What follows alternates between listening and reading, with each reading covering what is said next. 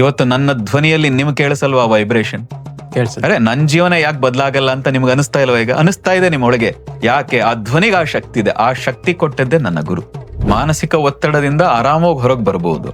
ಯಾಕೆ ಒತ್ತಡ ತಗೊಳ್ತೀರಿ ಅಂತ ಫಸ್ಟ್ ಯೋಚನೆ ಮಾಡಿ. ಅದರಿಂದ ಏನ್ ಉಪಯೋಗ ಇದೆ ಅಂತ ಯೋಚನೆ ಮಾಡಿ. ಅದು ನಿಮಗ್ ಗೊತ್ತಾದ್ರೆ ಖಂಡಿತವಾಗಿ ಹೊರಗೆ ಬರ್ಬೋದು. ಆಧ್ಯಾತ್ಮಿಕವಾಗಿ ನಾನು ಹೆಚ್ಚು ಸಾಧನೆ ಮಾಡ್ಬೇಕು ಅಂತಿದ್ರೆ ಒಂದು 3 ಇರ್ಲೇಬೇಕು. ಒಂದು ಧೈರ್ಯ ಇರ್ಬೇಕು. ಧೈರ್ಯ ಇಲ್ಲದೆ ಇದ್ರೆ ಈ ಮಾರ್ಗಕ್ಕೆ ಬರಬೇಡಿ ಅಂತ. ಇಬ್ಬಿಬ್ರು ವೈಟ್ ಅಂಡ್ ವೈಟ್ ಹಾಕೊಂಡು ಒಂದ್ ಬ್ಯಾಗ್ ಇಟ್ಕೊಂಡು ಜ್ಯೋತಿಷ್ಯ ಹೇಳಕ್ ಬರೋದು. ನಮ್ಮನ್ನು ಕೂಡ ಅದೇ ಕೆಟಗರಿಗೆ ಸೇರಿಸಿ ಎಲ್ಲಿ ನೋಡಿದ್ರೆ ವಾಗ್ ಅನ್ನೋ ರೀತಿಯಾಗಿ ಟೀಕೆ, ಅಭಾಸ್ಯ. ಒಂದ್ಸರಿ ಈ ಗುರು, ಇನ್ನೊಂದ್ಸರಿ ಆ ಗುರು, ಇನ್ನೊಂದ್ಸರಿ ಈ ಸಾಧನೆ, ಮತ್ತೊಂದ್ಸರಿ ಆ ಸಾಧನೆ, ಒಂದ್ಸರಿ ಈ ಜಾಗ, ಮತ್ತೊಂದ್ಸರಿ ಆ ಜಾಗ. ನಿಮ್ಮ ಜೀವನದಲ್ಲಿ ಒಬ್ಬ ಗುರು, ಎರಡನೇದು ಒಂದು ಇಷ್ಟ ದೈವ, ಮೂರನೇದು ಸ್ಪಷ್ಟವಾದ ಗುರಿ. ಒಂದು ಗುರಿ. ಈ ಮೂರನ್ನ ಇಟ್ಕೊಂಡು ಈ ಮೂರರ ಸಾಧನೆಗೆ ಪ್ರಾಣಾಯಾಮ, ಧ್ಯಾನದಂತ ಒಂದು ಮಾರ್ಗವನ್ನು ಜೊತೆಗಿಟ್ಕೊಂಡ್ರೆ ಅದ್ಭುತವಾದ ಜೀವನ. ಯಾವ ಒತ್ತಡವೂ ಇಲ್ಲ. ಹಿಮಾಲಯದ ಅಲದಾಟ ಏನಿತ್ತು ಅಲ್ಲಿ ಏನ್ ನಂಗೆ ಸಿಗ್ಲಿಲ್ಲ. ಯಾವ ಗುರು ಸಿಗ್ಲಿಲ್ಲ, ಯಾವ ಪವಾಡ ಪುರುಷೂ ಸಿಗ್ಲಿಲ್ಲ. ನನ್ನೊಳಗೆ ಏನೂ ಆಗ್ಲೂ ಇಲ್ಲ. ಉಚಿತ ಶಿಬಿರಗಳನ್ನ ಮಾಡುತ್ತಿದ್ದಾಗ ಜನ ಅಪಹಾಸ್ಯ ಮಾಡಿದ್ರು, ಸರಿಯಾಗಿ ಉಪಯೋಗಿಸ್ಕೊಳ್ಳಿಲ್ಲ. ಮಾತಾಡೋರು ಮಾತಾಡ್ತಾ ಇರ್ತಾರೆ, ಅಪಹಾಸ್ಯ ಮಾಡೋರು ಮಾಡ್ತಾ ಇರ್ತಾರೆ. ಮಸಿ ಬಳಿಯೋರು ಹಿಂದ್ಗಡೆ ನಿಂತು ಬಳಿತಾ ಇರ್ತಾರೆ. ಮುಂದೆ ಬರುವಂತ ಧೈರ್ಯವಂತೂ ಇಲ್ಲದೆ ಇರೋದ್ರಿಂದ ನಮಗೊಂದು ಧೈರ್ಯ ಏನಂತ ಹೇಳಿದ್ರೆ, ನಾವು ಸರಿ ಇದೀವಿ, ನಾವು ಒಳ್ಳೆ ಕೆಲಸಕ್ಕೆ ಹೋಗ್ತಾ ಇದೀವಿ. ವಿಶೇಷವಾಗಿ ನಮಗೆ ಸಮಾಜ ತಿದ್ದುವ, ಸಮಾಜವನ್ನು ಉದ್ಧಾರ ಮಾಡುವ ಯಾವ ಉದ್ದೇಶವೂ ಇಲ್ಲ. ನಾನ್ ನಂಬಿರುವ ಆ ತಾಯಿ, ನನ್ನ ಗುರು, ಆ ಶಕ್ತಿ ಕೊಟ್ಟದ್ದಕ್ಕೆ ಇವತ್ತು ಇಲ್ಲಿ ಕೂತ್ ಇಷ್ಟು ಮಾತಾಡ್ತಾ ಇದ್ದೀನಿ. ನಂಬಿಕೆ ಇಲ್ಲದೆ ಇದ್ರೆ ಆಗೋದೇ ಇಲ್ಲ. ನನ್ನ ಗುರು ಬಂದ್ ಏನ್ ಇಂಥ ವಿದ್ಯೆಯನ್ನು ಏನ್ ಕೂತ್ ಕಲಿಸ್ಲಿಲ್ಲ, ಆದ್ರೆ ಪ್ರೇರೇಪಣೆ ಕೊಟ್ಟಿದ್ದಾರೆ. ಹಾಗಾಗಿ ನೋಡಿ ಪರೀಕ್ಷೆ ಮಾಡಿ ತಿಳ್ಕೊಳ್ಳಿ ಅವ್ರ ಬಗ್ಗೆ. ಅದಾದ್ಮೇಲೆ ಒಪ್ಕೊಂಡ್ಮೇಲೆ ಪರೀಕ್ಷೆ ಮಾಡೋ ಅಧಿಕಾರ ನಿಮ್ಗಿಲ್ಲ. ಗುರುವನ್ನ ಪರೀಕ್ಷೆ ಮಾಡುವ ಅಧಿಕಾರ ನಿಮ್ಗಿಲ್ಲ. ನೀವು ಶಿಷ್ಯರಾಗ್ಲಿಕ್ಕೆ ತಯಾರಾದಾಗ ಗುರು ತನಗೆ ತಾನೇ ಬರ್ತದೆ. ನೀವು ಆಡುವ ಭಾಷೆ ಕೂಡ ಅದು ಮಂತ್ರವಾಗ್ತದೆ ಯಾವಾಗ ನಿರಂತರವಾಗಿ ಅದನ್ನೇ ಹೇಳ್ತಾ ಹೋದಾಗ. ಇವತ್ತಿಗಿಷ್ಟು ಮಾತಾಡೋದಕ್ಕೆ ಇಷ್ಟಾದ್ರೂ ನಾವ್ ಏನೂ ಅಲ್ಲ ರೀ, ನಾವ್ ಎಂತ ಸಾಧಕರೇ ಅಲ್ಲ, ನಮ್ಗೇನೂ ಗೊತ್ತಿಲ್ಲ. ನಮ್ಮಂತವ್ರ ಬಾಯಲ್ಲಿ ಈ ಒಂದು 4 ಮಾತು ಆಡ್ತಾ ಇದೀವಿ ಅಂದ್ರೆ ಕಾರಣ ಆ ತಾಯಿಯ ಗುರುವಿನ ಕೃಪೆ, ಆಶೀರ್ವಾದ ಅಷ್ಟೇ. ಎಲ್ಲಿ ರಾಮನೋ ಅಲ್ಲಿ ಹನುಮನು, ಎಲ್ಲಿ ಹನುಮನೋ ಅಲ್ಲಿ ರಾಯರು, ರಾಯರೆಲ್ಲೋ ರಾಯರ ಭಕ್ತ ಅನ್ನುತ್ತಾ ರಾಯರ ಭಕ್ತ ಚಾನಲ್ನ ಆಧ್ಯಾತ್ಮಿಕವಾದಂತಹ ಒಂದು ಸಂಚಿಕೆ ಕೂಡ ನಡೀತಾ ಇರುತ್ತೆ. ಅದು ಚಿಂತನ ಮಂಥನ ಆಗ್ಬೋದು, ಮತ್ತೆ ವಿಶೇಷ ವ್ಯಕ್ತಿಗಳ ಒಂದು ಸಂದರ್ಶನ ಆಗ್ಬೋದು, ಇವೆಲ್ಲ ಕೂಡ ನಡೀತಾ ಬರ್ತದೆ. ಹೀಗಾಗಿ ನಮಗೆ ಅದೃಷ್ಟವೋ ಇಲ್ಲ ಭಾಗ್ಯವೋ ಗೊತ್ತಿಲ್ಲ, ಇವತ್ತು ನಮ್ಮ ಜೊತೆಗಿದ್ದಾರೆ ಉಪಾಸನ ಶ್ರೀ ಸದ್ಗುರುಗಳಾದಂತಹ ಶ್ರೀಜಿ ರಾಮಗುರುಜಿಯವರು. ಹೀಗಾಗಿ ಅವರ ಒಂದು ಸಂದರ್ಶನ ಸಿಕ್ಕಿರೋದು ನನಗೆ ಆ ಜನ್ಮದ ಪುಣ್ಯವೋ ಏನೋ. ಅವರ ಜೊತೆ ಮಾತಾಡುವಂತಹ ಒಂದು ಭಾಗ್ಯ ಆ ರಾಯರು ಹರಿವಾಯುಗಳು ಕೊಟ್ಟಿದ್ದಾರೆ. ಹಾಗೂ ಆ ಗುರುಗಳ ಆಶೀರ್ವಾದ ನನಗೆ ಸದಾ ಇರಲಿ ಅಂತ ಬೇಡ್ಕೊಂತ ಒಂದು ವಿಶೇಷವಾದಂತಹ ಸಂಚಿಕೆ ಪ್ರಾರಂಭ ಮಾಡ್ತೇವೆ. ನಮ್ಮ ಜೀವನದಲ್ಲಿ ಎಲ್ಲವನ್ನ ಹುಡುಕ್ತಾ ಇರ್ತೇವೆ. ಅಂದ್ರೆ ಹಣ ಹುಡುಕ್ತೇವೆ, ಯಶಸ್ಸು ಹುಡುಕ್ತೇವೆ, ಮತ್ತೆ ಸಂತೋಷನ ಕೂಡ ನಾವು ಹುಡುಕ್ತಾ ಹೋಗ್ತೇವೆ. ಕೆಲವೊಂದ್ ಸಾರಿ ನಮ್ಮಲ್ಲೇ ಇರುತ್ತೆ, ಅದನ್ನ ತಿಳ್ಕೊಳಕ್ಕಾಗಲ್ಲ. ಹಾಗಾಗಿ ಪ್ರತಿಯೊಂದನ್ನ ನಾವು ಹುಡುಕ್ತಾ ಹೋಗ್ತೇವೆ. ಆದ್ರೆ ನಮ್ಮನ್ನ ನಾವು ಒಂದು ಸಲ ಕುಂತು ಯೋಚಿಸಿದಾಗ ಎಲ್ಲವೂ ಕೂಡ ನಮ್ಮ ಹತ್ರ ಇರುತ್ತೆ. ಹಾಗಾಗಿ ನಮ್ಮ ಜೊತೆಗಿರುವಂತಹ ಗುರುಜಿಯವರ ಅವರ ಜೀವನದ ಒಂದು ಸಾಧನೆಯನ್ನ ನಾವೊಂದು 2 ಮಾತುಗಳಲ್ಲಿ ಕೇಳೋಣ ಬನ್ನಿ. ನಮಸ್ಕಾರ ಗುರುಜಿ. ಈ ಒಂದು ಸಾಧನೆಯ ಪಯಣ ಮುಳ್ಳಿನ ಹಾಸಿಗೆ ಆಗಿರ್ಬೋದು. ಕೆಲವರಿಗೆ ಸುಲಭ ಅಂತೂ ಅಲ್ಲ, ನಾನ್ ತಿಳಿದ ಮಟ್ಟಿಗೆ ಇದಂತೂ ಸುಲಭ ಅಂತೂ ಅಲ್ಲ. ಸಾಧನೆ ಅನ್ನೋದು ಒಂದು ಆಧ್ಯಾತ್ಮಿಕ ಸಾಧನೆ ಸುಲಭ ಅಲ್ಲ. ಹಾಗಾಗಿ ನಿಮ್ಮ ಒಂದು ವಿಶೇಷವಾದಂತಹ ಸಾಧನೆಯನ್ನ ಕೇಳಕ್ಕೆ ನಮಗೂ ಕೂಡ ಆಸೆ ಆಗಿದೆ. ತುಂಬಾ ಜನ ಅನ್ಕೊಳ್ಳೋದು ಅಧ್ಯಾತ್ಮ ಅಂದ ತಕ್ಷಣ ತುಂಬಾ ಆರಾಮ್, ತುಂಬಾ ಸುಲಭ. ವಿಶೇಷವಾಗಿ ಆ ಗುರು ಅಂತ ಅನ್ಸ್ಕೊಳ್ಳೋದಂತೂ ಇನ್ನೂ ಸುಲಭ. ಎಲ್ಲ ಚೆನ್ನಾಗಿರ್ತದೆ, ಎಲ್ಲವೂ ಸಮೃದ್ಧಿಯಾಗಿರ್ತದೆ, ಹಾಗಾಗಿ ನಾವು ಆಗ್ಬಿಡಬೇಕು ಅಂತ. ಆದ್ರೆ ಆ ಮಾರ್ಗದಲ್ಲಿ ಹೊರಟಾಗ ಗೊತ್ತಾಗ್ತಿದೆ ಎಷ್ಟೆಲ್ಲ ಕಷ್ಟಗಳಿದೆ, ಎಷ್ಟೆಲ್ಲ ಸಮಸ್ಯೆಗಳನ್ನ ಎದುರಿಸಬೇಕು, ಎಷ್ಟು ಅಪಮಾನಗಳನ್ನ ಎದುರಿಸಬೇಕು. ಅದು ಇವತ್ತಿನ ಕಾಲದಲ್ಲಿ ಅಂತೂ ಆ ಅಪಮಾನ ಇರಬಹುದು, ಅದಕ್ಕೆ ಸರಿಯಾದ ರೀತಿಯಾದಂತ ಯಾವುದೇ ತರದ ಸಹಕಾರವು ಪ್ರಾರಂಭದಲ್ಲಿ ಖಂಡಿತ ಯಾವುದಕ್ಕೆ ಬೇಕಾದ್ರೂ ಸಿಗಬಹುದು. ಆದ್ರೆ ಆಧ್ಯಾತ್ಮಿಕ ಸಾಧನೆಗಂತೂ ಸಿಗೋದಕ್ ಸಾಧ್ಯವೇ ಇಲ್ಲ. ಹಾಗಾಗಿ ನಮ್ಮ ಜೀವನದಲ್ಲೂ ಅಷ್ಟೇ ಆ ರೀತಿಯ ತುಂಬಾ ತರದ ವ್ಯತ್ಯಾಸಗಳು, ಕಷ್ಟಗಳು, ಬಹಳ ರೀತಿಯ ಅಪಮಾನಗಳು, ಅಪಹಾಸ್ಯಗಳು, ಇವೆಲ್ಲವನ್ನೂ ಸಾಕಷ್ಟು ವರ್ಷಗಳ ಕಾಲ, ಯಾವುದೋ 1 ವರ್ಷ 2 ವರ್ಷವೂ ಅಲ್ಲ, ಕೆಲವು ತಿಂಗಳೂ ಅಲ್ಲ, ಸಾಕಷ್ಟು ವರ್ಷಗಳು ಎದುರಿಸಿದ ನಂತರವೇ ಆ ಒಂದು ದಾರಿಯಲ್ಲಿ ಒಂದು ಹಂತಕ್ಕಾದ್ರೂ ಮುಟ್ಲಿಕ್ಕಾಗಿದೆ. ಹೌದು. ಹಾಗಾಗಿ ಯಾರ್ಯಾರು ಆ ಮಾರ್ಗದಲ್ಲಿ ಹೋಗ್ತಾರೆ, ನಾವು ಪ್ರತಿ ಸರಿ ಹೇಳ್ತೀವಿ, ಮೂರನ್ನಂತೂ ಇಟ್ಕೊಂಡಿರ್ಬೇಕು. ಹಾ. ಆಧ್ಯಾತ್ಮಿಕವಾಗಿ ಹ್ಮ್. ಆ ಮಾರ್ಗದಲ್ಲಿ ಹೋಗಬೇಕು ಅಂತಿದ್ರೆ, ಅಥವಾ ನಮ್ಮ ಬಳಿಯೇ ಯಾರಾದ್ರೂ ಆಧ್ಯಾತ್ಮಿಕವಾಗೇ ನಾನು ಹೆಚ್ಚು ಸಾಧನೆ ಮಾಡಬೇಕು ಅಂತಿದ್ರೆ, ಒಂದು 3 ಇರ್ಲೇಬೇಕು. ಒಂದು ಧೈರ್ಯ ಇರಬೇಕು. ಹ್ಮ್. ಧೈರ್ಯ ಇಲ್ಲದೆ ಇದ್ರೆ ಈ ಮಾರ್ಗಕ್ಕೆ ಬರಬೇಡಿ ಅಂತ. ಖಂಡಿತ. ತುಂಬಾ ಸರಿ ಟಿವಿಗಳಲ್ಲಿ ನೋಡಿ, ಯೂಟ್ಯೂಬ್ಗಳಲ್ಲಿ ಮಾತು ನೋಡಿ ಹೋಗ್ಬಿಡ್ಬೇಕು ಅಂತ. ಆದ್ರೆ ಹೋದಾಗ ಅದನ್ನ ನಿರಂತರವಾಗಿ ಮುಂದುವರ್ಸಕ್ ಆಗೋದೇ ಇಲ್ಲ. ತುಂಬಾ ತರದ ಕಷ್ಟಗಳು ಬರ್ತವೆ, ಹಾ. ಅಪಮಾನಗಳು ಬರ್ತವೆ. ನಿಮ್ಮವರೇ ಅದನ್ನ ಸಹಿಸದೆ ಟೀಕೆ ಮಾಡ್ತಾರೆ. ಸಹಿಸೋದು ಸೆಕೆಂಡರಿ, ತುಂಬಾ ತರದ ಟೀಕೆ ಮಾಡ್ತಾರೆ. ಯಾಕಂದ್ರೆ ನಾವು ಹಿಂದೆ ಹೋಗ್ಬೇಕಾದ್ರೆ, ಈಗಾದ್ರೆ ಒಂದು ವ್ಯವಸ್ಥೆ ಇದೆ. ಮೊದ್ಲೆಲ್ಲ ಬಸ್ಸಲ್ಲೇ ಓಡಾಡ್ಬೇಕು, ಒಂದ್ ಬ್ಯಾಗ್ ಇಟ್ಕೊಂಡು ಓಡಾಡ್ತಾ ಇದ್ವಿ ಎಲ್ಲೇ ಹೋಗ್ಬೇಕಾದ್ರೆ. ಹೌದು. ಊಟಕ್ಕೂ ಕಷ್ಟ, ಬಸ್ ಚಾರ್ಜ್ಗೂ ಕೂಡ ಬಹಳ ಕಷ್ಟದ ಸಂದರ್ಭಗಳು. ಆದ್ರೂ ಆ ಬ್ಯಾಗ್ ಹಿಡ್ಕೊಂಡು ಹೋದಾಗ ತುಂಬಾ ಜನ ಅಪಹಾಸ್ಯ ಮಾಡ್ತಾ ಇದ್ದದ್ದು ಈ ಜ್ಯೋತಿಷ್ಯಗಳ ಹಿಂದೆ. ಈಗ ಅದು ಕಡಿಮೆ ಇದೆ. ಆದ್ರೆ ಆ ಸಮಯದಲ್ಲಿ ಇಬ್ಬಿಬ್ರು ವೈಟ್ ಅಂಡ್ ವೈಟ್ ಹಾಕೊಂಡು ಒಂದ್ ಬ್ಯಾಗ್ ಇಟ್ಕೊಂಡು ಜ್ಯೋತಿಷ್ಯ ಹೇಳಕ್ ಬರೋದು. ನಮ್ಮನ್ನು ಕೂಡ ಅದೇ ಕೆಟಗರಿಗೆ ಸೇರಿಸಿ ಎಲ್ಲಿ ನೋಡಿದ್ರೆ ಹೋಗ್ ಅನ್ನೋ ರೀತಿಯಾಗಿ ಟೀಕೆ, ಅಪಹಾಸ್ಯ. ನಾವ್ ಏನ್ ಕೇಳದೇ ಇದ್ರು ಏನೋ ಕೇಳ್ತಾರೆ ಅನ್ನುವ ಒಂದು ಭಯದಿಂದ ಅವರು ದೂರಕ್ಕೆ ಹಟ್ಟು ಬಿಡ್ತಾ ಇತ್ತು. ನಾವ್ ಯಾರೋ ಜ್ಯೋತಿಷ್ಯ ಹೇಳಕ್ ಬರ್ತಾ ಇದೀವಿ ಅನ್ನೋ ರೀತಿಯಾಗಿ ಆ ರೀತಿ ಸಾಕಷ್ಟಾಗಿದೆ. ಎಷ್ಟೋ ಊರುಗಳಿಗೆ ಹೋದಾಗ ಕಟ್ಟ ಹಾಕೋ ಹಂತಕ್ಕೆ ಹೋಗಿದ್ದಿದೆ. ಈ ತರದ್ ಎಲ್ಲವೂ ಆಗಿದೆ. ಹಾಗಾಗಿ ನಾವು ಹೇಳ್ತೀವಿ ಧೈರ್ಯ ಇರ್ಲಿ ಮೊದಲು. ಎರಡನೇದು, ಆ ಸಾಧನೆಗೆ ಒಂದು ಶ್ರದ್ಧೆ ಇರ್ಲಿ, ನಿಷ್ಠೆ ಇರ್ಬೇಕು ಆ ಸಾಧನೆ ಬಗ್ಗೆ. ಮೂರನೇದು ತಾಳ್ಮೆ ಇರ್ಬೇಕು, ಸಂಯಮ ಇರ್ಬೇಕು. ತುಂಬಾ ಧೈರ್ಯ ಮತ್ತು ಶ್ರದ್ಧೆ, ಮೂರನೇದು ಸಂಯಮ. ಈ ಮೂರು ಯಾರಿಗಿದೆ ಅವರು ಮಾತ್ರವೇ ಆಧ್ಯಾತ್ಮಿಕದಲ್ಲಿ ಉನ್ನತ ಹಂತಕ್ಕೆ ಹೋಗ್ಲಿಕ್ಕೆ ಸಾಧ್ಯ ಆಗುತ್ತೆ. ಖಂಡಿತ. ಒಂದೇ ದಿನದಲ್ಲಿ ಆಧ್ಯಾತ್ಮಿಕವಾಗಿ ಯಾರೂ ಕೂಡ ಆ ಗುರಿಯನ್ನು ಮುಟ್ಲಿಕ್ಕೆ ಆಗೇ ಇಲ್ಲ. ಎಷ್ಟೋ ವರ್ಷಗಳ ತ್ಯಾಗ, ಎಷ್ಟೋ ತರದ ಬಲಿದಾನ. ಅಂದ್ರೆ ತನ್ನನ್ನ ತಾನು ಅರ್ಪಿಸ್ಕೋಬೇಕು ಊಟ ಇಲ್ಲದೆ. ನಾವು 5 ವರ್ಷ 6 ವರ್ಷಗಳ ಕಾಲ ಕೇವಲ ಒಂದು ಊಟದಲ್ಲಿದ್ದೀವಿ. ಎಷ್ಟೋ ಬಾರಿ 1 ವಾರಕ್ಕೊಂದು ಊಟದಲ್ಲಿದ್ದೀವಿ. ಎಷ್ಟೋ ಸಂದರ್ಭದಲ್ಲಿ ಆ ರೀತಿ 6 ತಿಂಗಳುಗಳ ಕಾಲ ಇಡೀ ವಾರದಲ್ಲಿ ಒಂದು ಊಟ ಸಿಕ್ಕಿದೆ. ನಡಿಲಿಕ್ಕಾಗದೆ ನಿತ್ರಾಣರಾಗಿ ಕೊನೆಗೆ ಅಲ್ಲೇ ಎಲ್ಲೋ ಒಂದು ಪಾರ್ಲೇಜಿ ಬಿಸ್ಕೆಟ್ ತಂದು ಅದನ್ನ ತಿಂದು ನೀರು ಕುಡಿದು ಹೋಗಿದ್ದಿದೆ. ಈ ತರದ ಅತ್ಯಂತ ದುಸ್ತರವಾದ, ಕಷ್ಟಕರ. ಅದೇನ್ ಈಗ ಅದು ನೋಡಿದ್ರೆ ಅದಲ್ಲ. ಆ ರೀತಿ ಬದುಕಿದ್ದೇ ಸರಿ ಇತ್ತು, ಹಾಗಿದ್ದದ್ದೇ ಸರಿ ಇತ್ತು. ಆ ರೀತಿಯಾಗಿ ಇದ್ದದ್ದಕ್ಕೆ ಇವತ್ತು ಇಷ್ಟು ಆತ್ಮವಿಶ್ವಾಸವನ್ನ ಭಗವತಿಯ ಕೃಪೆಯಿಂದ ನಾವು ಪಡೀಲಿಕ್ಕೆ ಸಾಧ್ಯ ಆಗಿದೆ. ಆದ್ರೆ ಪ್ರತಿಯೊಬ್ಬರ ಜೀವನದಲ್ಲೂ ಆಧ್ಯಾತ್ಮಿಕ ಬರೋದಿದ್ರೆ ಈ ಧೈರ್ಯ, ಶ್ರದ್ಧೆ. ನಮಗೆ ಚಂಚಲತೆ ಹೆಚ್ಚು. ಖಂಡಿತ.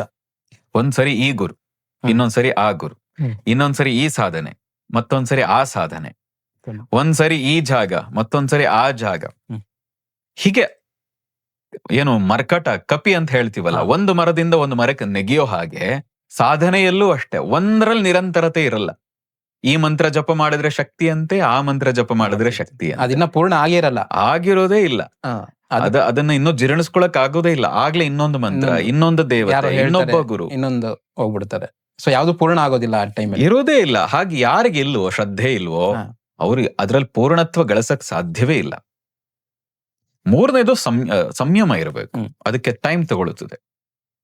ನೋಡಿ, ನಾವು ಮೊದಲು ಹೇಳಿದೀವಿ, ತುಂಬಾ ಸರಿ ಹೇಳಿದೀವಿ, ಬುದ್ಧ ಆಗ್ಲಿಕ್ಕೆ, ಸಿದ್ಧಾರ್ಥ ಬುದ್ಧ ಆಗ್ಲಿಕ್ಕೆ 7 ವರ್ಷ ಆಯ್ತು. ವರ್ಧಮಾನರು ಮಹಾವೀರರಾಗ್ಲಿಕ್ಕೆ 12 ವರ್ಷಗಳು ಬೇಕಾಯ್ತು.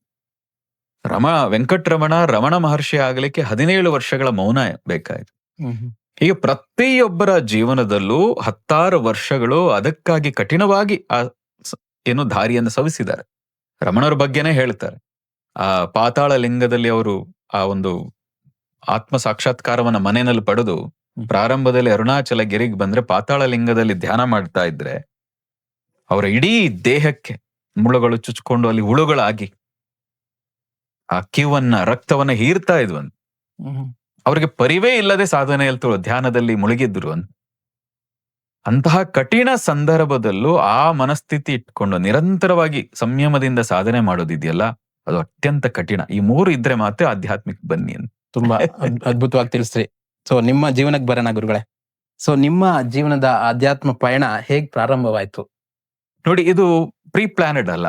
ನಾನು ಆಧ್ಯಾತ್ಮಿಕ ಅನ್ನೋದು ಒಂದು ಆಕರ್ಷಣೆ. ನನ್ನ ಚಿಕ್ಕ ವಯಸ್ಸಿನಲ್ಲಿ ನನಗೆ ನೆನಪಿರೋ ಹಾಗೆ, ಚಿಕ್ಕ ವಯಸ್ಸಿನಲ್ಲಿ ನನಗೆ ಕಾವಿ ನೋಡಿದಾಗ ಆಕರ್ಷಣೆ ಆಗುದು. ಕಾವಿನ ನೋಡಿದಾಗ ಅಥವಾ ವೈಟ್ ಡ್ರೆಸ್ ನೋಡಿದಾಗ ತುಂಬಾ ಆಕರ್ಷಣೆ ಆಗುದು. ಹೀಗೆ ನಾನು ಆಗ್ಬೇಕು, ಈ ರೀತಿ ನಾನು ಇರಬೇಕು, ಅಂತ ಮನಸ್ಸಿನಲ್ಲಿ ತನಗೆ ತಾನೇ ಸೆಳಿತೈತೆ. ಸೆಳಿತಾ ಇತ್ತದು. ಅದರಲ್ಲಿ ವಿಶೇಷವಾಗಿ ದ ಗೈಡ್ ಅಂತ ಒಂದು ಮೂವಿ ಇದೆ. ಹಾ. ಆ ಮೂವಿ ಹಿಂದಿನಲ್ಲೇನೋ ಅವಾಗ ಬಂದಿದ್ದು, ಹಿಂದಿ ಅಥವಾ ಇಂಗ್ಲಿಷ್ ಅಲ್ಲೇನೋ ಒಂದ್ಸರಿ ದೂರದರ್ಶನದಲ್ಲಿ ಬಂದಿದ್ದು. ಅದ್ನ ಆ ಭಾಷೆಯೂ ನಮಗೆ ಅರ್ಥ ಆಗಲ್ಲ. ಆದ್ರೆ ಅವನ ಕೊನೆಯ ಸೀನ್ಗಳು ಅದ್ ನೆನಪಿದೆ ನನಗೆ. ಇಡೀ ಮೂವಿ ನಂಗೆ ಆಗ ನೆನಪಿಲ್ದೇ ಇದ್ರು ಮತ್ತೆ ಇನ್ನೊಮ್ಮೆ ನೋಡಿದೆ ತುಂಬಾ ವರ್ಷದ ನಂತರ. ಆದ್ರೆ ಅದನ್ನ ನೋಡಿದಾಗ, ಕೊನೆಯ ಆ ಸೀನ್ಗಳು ನೋಡಿದಾಗ ನಾನು ಹೀಗಾಗ್ಬೇಕು. ಹಾಗೆ ವೈಟ್ ಡ್ರೆಸ್ ನೋಡಿದಾಗ, ಕಾವಿನಲ್ಲಿ ಇದ್ದವರನ್ನ ನೋಡಿದಾಗ ಒಂದು ಗೌರವ, ಒಂದು ನಾವು ಸುತ್ತಮುತ್ತ ಇದ್ದದ್ದೇ ಹಾಗೆ. ಹಾಗಿದ್ದ ಕಾರಣಕ್ಕೆ ಆಟೋಮೆಟಿಕಲಿ ನನ್ನೊಳಗೊಂದು ಆ ಒಂದು ಭಾವ ಇತ್ತು. ಹಾಗಾಗಿ ಪೂಜೆಯಲ್ಲಿ ನಾನು ಹೆಚ್ಚು ತೊಡಗ್ತಾ ಇದ್ದೆ. ಅಭಿಷೇಕ, ನನ್ನ ಹತ್ರ ಒಂದು ಮುರಿದು ಹೋಗಿರೋ ಗಣೇಶ ಇತ್ತು, ಅದನ್ನ ಕದ್ದಿಟ್ಕೊಂಡಿದ್ದೆ. ಆ ಕದ್ದಿಟ್ಕೊಂಡ ಗಣೇಶನಿಗೆ, ಮುರಿದೋದ ಗಣೇಶನಿಗೆ ಅಭಿಷೇಕ ಮಾಡಬೇಕು. ಅವಾಗೆಲ್ಲ ನಮ್ಗೆ ಅನ್ಸಿರಲ್ಲ ಮುರಿದೋಗಿರೋದು ಅದೆಲ್ಲ, ಅವೆಲ್ಲ ಏನಿಲ್ಲ. ಆದ್ರೆ ಹೇಳಿದ್ರು ಇದು ಮುರಿದೋಗಿರೋದು ಇಟ್ಕೋಬಾರ್ದು, ಅದು ಗೊತ್ತಿತ್ತದು. ಹಾಗಿದ್ರೂ ಕೂಡ ಅದಕ್ಕೆ ಅಭಿಷೇಕ ಮಾಡಬೇಕು. ಅಭಿಷೇಕ ಮಾಡಬೇಕಾದ್ರೆ ಸಿಗ್ಬೇಕಲ್ಲ ಹಾಲು, ಸಕ್ಕರೆ, ತುಪ್ಪ, ಆ ಪಂಚಾಮೃತ ಅಂತೆಲ್ಲ ಗೊತ್ತಿಲ್ಲ, ಒಟ್ಟು ಹಾಲಂತೂ ಅಭಿಷೇಕ ಮಾಡ್ಬೇಕು. ಹಾಗಾಗಿ ಅಕ್ಕಪಕ್ಕದ ಎಲ್ರೂ ಮನೆಗೂ ಹೋಗುದು, ಯಾರ್ಯಾರ ಮನೇಲಿ ಹಾಲಿದೆ ತಗೊಂಬಂತ ಅಭಿಷೇಕ ಜಗಳ. ಅಂದ್ರೆ ಹೀಗೆ ಆ ಗಣೇಶನ ಪೂಜೆ ಮಾಡ್ತಾ ನಮಗೇ ಗೊತ್ತಿಲ್ಲದೆ ನಮ್ಮ ಒಳಗೆ ಈ ತರ ಒಂದು ಧಾರ್ಮಿಕ ಭಾವ ಇದ್ದಾಗ ಪೂಜೆ ಮಾಡಬೇಕು, ಮಂತ್ರ ಕಲಿಬೇಕು, ಜಪ ಮಾಡಬೇಕು ಅಂತಿತ್ತು. ಅದು ಕ್ರಮೇಣ ಆಕಸ್ಮಿಕವಾಗಿ ಯೋಗ, ಒಂದು ಪುಸ್ತಕದ ಮೂಲಕ ಯೋಗ ಕಲಿಕ್ ಶುರು ಮಾಡಿ, ಅದು ಕೂಡ ಹುಡುಗಾಟಿಕೆ. ನಮ್ ಜೀವನದಲ್ಲಿ ಕೋಇನ್ಸಿಡೆಂಟ್ ಎಲ್ಲವೂ ನಾವ್ ಹೀಗಿರ್ಬೇಕು, ಹೀಗ್ ಕಲಿಬೇಕು ಇಲ್ಲ. ತುಂಬಾ ಬಾರಿ ಅಂದ್ರೆ ಭಾವ ಬಂದಿದೆ ಮನಸ್ಸಿನಲ್ಲಿ, ಉಂಟಾಯ್ತು, ಆ ತಕ್ಕಂತೆ ಯಾವುದೋ ಒಂದು ಪುಸ್ತಕ ಸಿಕ್ತು, ಯೋಗ ಕಲಿಯಕ್ ಶುರು ಮಾಡಿದ್ದು. ಧಾರ್ಮಿಕ ಭಾವದಿಂದ ಪರಿಪೂರ್ಣವಾಗಿ ಆಧ್ಯಾತ್ಮಿಕ ಭಾವಕ್ಕೆ ಆ ಪ್ರಕೃತಿಯ ನಮ್ಮನ್ನ ಕರ್ಕೊಂಡು ಬಂದು ನಿಲ್ಸಿದೆ. ಅಂದ್ರೆ ನಿಮ್ ಜೀವನದಲ್ಲಿ ಆ ತಿರುವು ಕೊಟ್ಟಂತಹ, ಈ ಆಧ್ಯಾತ್ಮಿಕ ಮಾರ್ಗಕ್ಕೆ ತಿರುವು ಕೊಟ್ಟಂತಹ ಸನ್ನಿವೇಶ ಅಂದ್ರೆ ಸನ್ನಿವೇಶ ಅಂತ ಹೇಳಿದ್ರೆ, ಒಂದು ರೀತಿ ನಮ್ಮ ಉದ್ದೇಶ ಏನೋ ಬಹಳ ದೊಡ್ಡ ಮಟ್ಟದಲ್ಲಿತ್ತು. ದೇಶಕ್ಕಾಗಿ ನಾನೇನಾದ್ರೂ ಮಾಡ್ಬೇಕು ಅನ್ನುವಂಥದ್ದಿತ್ತು. ಚಿಕ್ಕ ವಯಸ್ಸಿನಿಂದ ಅದೊಂದು ತುಡಿತ. ಧರ್ಮಕ್ಕಾಗಿ, ಈ ಸನಾತನ ಧರ್ಮಕ್ಕಾಗಿ ಮತ್ತು ಈ ದೇಶಕ್ಕಾಗಿ ನಾನೇನಾದ್ರೂ ಮಾಡಬೇಕು. ಹಾಗೆ ಮಾಡಕ್ ಹೊರಟಾಗ ಆ ಅಪಹಾಸ್ಯ, ಆ ಟೀಕೆ ಮತ್ತು ಅದರಲ್ಲಿ ಕಾಲು ಎಳೆದವರ ಇದರಿಂದಾಗಿ ಒಂದಷ್ಟು ಸಮಸ್ಯೆಗಳಾಗಿ ಪರಿಪೂರ್ಣವಾಗಿ ಇಲ್ಲ, ಇದೇ ನನ್ನ ಮಾರ್ಗ. ಆ ಮಾರ್ಗ ಸಿಕ್ಕಿಲ್ಲ ಅಂತ ಅಂದ್ರೆ ಯಾಕೋ ಸೆಟ್ ಆಗ್ಲಿಲ್ಲ ಅಂದ್ರೆ? ಇಲ್ಲ, ಸೆಟ್ ಆಗ್ಲಿಲ್ಲ ಅಂತಲ್ಲ, ನಾವು ದೇಶಕ್ಕಾಗಿ ಧರ್ಮಕ್ಕಾಗಿ ಮತ್ತೇನೋ ಮಾಡಬಹುದಾ ಅಂತ ನಾವು ಯೋಚನೆ ಮಾಡ್ಬೋದು. ಆದ್ರೆ ಆ ಕೆಲಸ ಮಾಡ್ಲಿಕ್ಕೆ ಒಂದು ಸೇನೆಗೆ ಸೇರ್ಬೇಕು ಅಂತಿತ್ತು. ಈ ದೇಹಕ್ಕೆ ಆ ಶಕ್ತಿ ಇರ್ಲಿಲ್ಲ, ಸಾಮರ್ಥ್ಯ ಇರ್ಲಿಲ್ಲ. ಎರಡನೇದು ಇನ್ನೇನನ್ನಾದ್ರೆ ಕಟ್ಟಬೇಕು ಅಂತಿತ್ತು, ಅದಕ್ಕೆ ಯಥೇಚ್ಛವಾದ ಹಣ ಬೇಕಿತ್ತು. ಅದು ಮಾಡಿದ್ರೂ ಕೂಡ ಅದನ್ನ ಹಣ ಇದ್ದಾಗ ಹೆಚ್ಚು ಜನರ ಮನಸ್ಸು ಆ ಸಮಯದಲ್ಲಿ ನಮಗ್ ನಿರ್ವಹಿಸ್ಲಿಕ್ಕೆ ಆಗ್ಲಿಲ್ಲ. ಅದನ್ನ ದುರುಪಯೋಗ ಮಾಡ್ಕೊಂಡವ್ರ ಸಂಖ್ಯೆ ಇತ್ತು ಕೆಲವರು. ಆದ್ರೆ ಆ ಕಾರಣದಿಂದಾಗಿ ನಾವು ಯೋಗವನ್ನ, ನಮಗೇನ್ ಗೊತ್ತಿತ್ತು ಯೋಗ, ಅದನ್ನು ಮೊದ್ಲಿಂದ ಕಲಿಸ್ತಾ ಇತ್ತು. ಹೀಗೆ ಕಲಿಸ್ತಾ ನಮಗೆ ಗೊತ್ತಿಲ್ಲದೆ ಕಲ್ತವ್ರು ಹೇಳಿದ್ರು, ಇಲ್ಲ ಬಹಳ ಚೆನ್ನಾಗಿ ಹೇಳ್ಕೊಡ್ತೀವಿ, ನೀವು ಹೆಚ್ಚು ಜನಕ್ಕೆ ಉಪಯೋಗ ಆಗ್ತದೆ, ನೀವ್ ಯಾಕೆ ಹೀಗೆ ಸುಮ್ನೆ ನಮ್ಗ್ ಮಾತ್ರ ಯಾಕೆ ಹೇಳ್ಕೊಡ್ತೀರಿ, ಇದನ್ನ ಏನಾದ್ರು ಇದ್ರಲ್ಲೇ ದೊಡ್ಡ ಮಟ್ಟದಲ್ಲಿ ಮಾಡಿ, ಇದನ್ನೇ ಮಾಡಿ ಚೆನ್ನಾಗಿ ಹೇಳ್ಕೊಡ್ತೀರಿ ನೀವು. ಏನಾಗ್ತಿತ್ತು, ಯಾರಾದ್ರು ತಪ್ಪು ಮಾಡಿದ್ರೆ ತಪ್ಪು ಮಾಡಿದ ಕಾರಣಕ್ಕೆ ಏನ್ ವ್ಯತ್ಯಾಸ ಆಯ್ತು ಅವ್ರ ದೇಹದಲ್ಲಿ, ಅದನ್ನ ಹೇಳೋ ಒಂದಷ್ಟು ಸಾಮರ್ಥ್ಯ ಗಳಿಸಿದ್ವು. ಹೀಗೆ ಅದನ್ನೇ ಕಲಿಸ್ತಾ ನಮಗನಿಸ್ತು ನಾವಿನ್ನೂ ಏನಾದ್ರೂ ಸಾಧನೆ ಮಾಡ್ಬೇಕು. ಹೀಗೆ ಸಾಧನೆ ಮಾಡ್ಬೇಕಾದ್ರೆ ನಮ್ಮ ಹತ್ರ ಹಣ ಇರ್ಬೇಕು. ಅಂದ್ರೆ ನಾವು ಊಟ ಮಾಡಕ್ ಬೇಕಾದ್ರೆ, ಒಂದು ಜಾಗ ಎದ್ದಲ್ಲಿ ಇರಬೇಕಾದ್ರೆ ಇರ್ಬೇಕು. ಹಾಗಾಗಿ ನಾವು ಯೋಚನೆ ಮಾಡಿದ್ದು ಕಲಿಸೋದನ್ನೇ ಶಿಬಿರ ರೂಪದಲ್ಲಿ ಕಲಿಸೋಕ್ ಶುರು ಮಾಡಿದ್ವಿ. ಯೋಗವನ್ನ ಕಲಿಸೋಕ್ ಶುರು ಮಾಡಿದ್ದು. ಹೀಗೆ ಯೋಗವನ್ನೇ ಕಲಿಸ್ತಾ ನಮ್ಮ ಒಳಗೆ ನಾನಿನ್ನೂ ಸಾಧನೆ ಮಾಡ್ಬೇಕು, ನಾನಿನ್ನೂ ಏನನ್ನಾದ್ರೂ ದೊಡ್ಡ ಮಟ್ಟ ಸಾಧನೆ ಮಾಡ್ಬೇಕು, ಹೀಗೆ ಅನ್ನಿಸ್ತಾ ಯೋಚನೆ ಮಾಡ್ಬೇಕಾದ್ರೆ ನಾವು ಆಗಾಗ ವಿಶ್ವಾಮಿತ್ರರ ಕಥೆಗಳನ್ನು ಕೇಳ್ತಾ ಇದ್ವು. ಚಿಕ್ಕಂದಿನಿಂದ ಕೇಳಿದ್ವು, ಅಲ್ಲಲ್ಲಿ ಓದ್ತಾ ಇದ್ವು.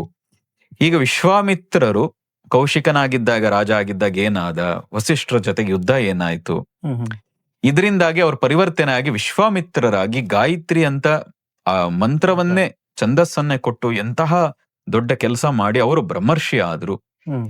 ಇದೆಲ್ಲ ಕೇಳಿದಾಗ ನಮಗೆ ಯಾಕೆ ಸಾಧ್ಯ ಇಲ್ಲ?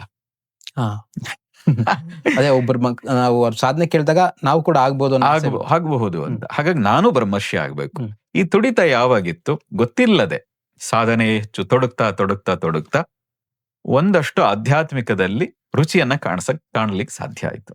ಮತ್ತಿದೆಲ್ಲೂ ಕೋಇನ್ಸಿಡೆಂಟ್ಲಿ ಯೋಗ ಕಲಿಸೋಕ್ ಶುರು ಮಾಡಿದ್ದು, ಯೋಗ ಕಲಿಸ್ತಾ ಜನರ ಅಪೇಕ್ಷೆ ಚೆನ್ನಾಗಿ ಕಲಿಸ್ತೀರಿ, ತುಂಬಾ ಚೆನ್ನಾಗಿದೆ, ಆ ಅವ್ರಿಗೆ ರುಚಿ ಏನ್ ಬಂತು ಅದು ನಮಗ ಅನಿಸ್ತು ಇನ್ನೂ ಚೆನ್ನಾಗಿ ಕೊಡಬೇಕು, ಇನ್ನೂ ಚೆನ್ನಾಗಿ ಕೊಡಬೇಕಾದ್ರೆ ನಾವು ಸಾಮರ್ಥ್ಯ ಗಳಿಸ್ಬೇಕಾದ್ರೆ ಏನ್ ಮಾಡ್ಬೇಕು, ವಿಶ್ವಾಮಿತ್ರರು ಅನಿಸ್ತು ಈ ರೀತಿ ನಾವು ಬ್ರಹ್ಮರ್ಷಿ ಆಗ್ಬೇಕು.